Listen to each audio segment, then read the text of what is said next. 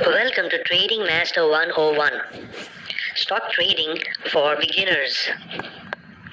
Have you ever wondered how stock market traders work? You must already know that they make huge amounts of money. But how do they make such huge profits? The answer is pretty simple.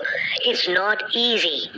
Everything good takes learning, hard work, patience, and a lot of practice to develop.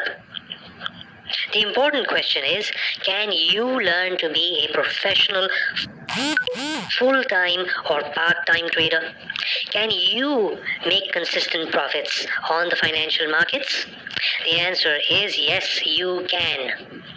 It is a long journey, but I'm going to be there with you to help you from beginning to end. It all begins with learning to read charts.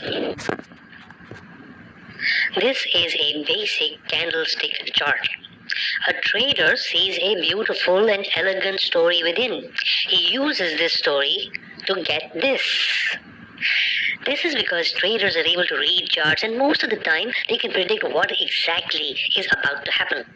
And this is exactly what we're going to be doing in this course.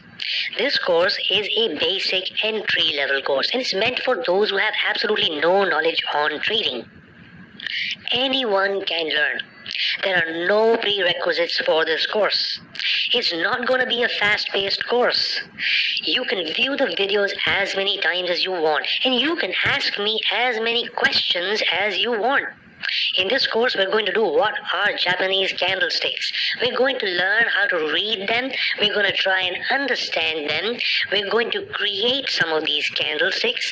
We're going to play around with them. And then we're also going to see some of the common candlesticks that you see on a candlestick chart. We'll do some common candlestick patterns. And if you don't know what candlesticks are, well, these are what candlesticks are all about.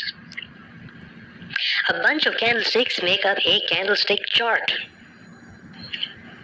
Each candlestick has a time frame, and we're going to learn how to select the best time frames for our trading.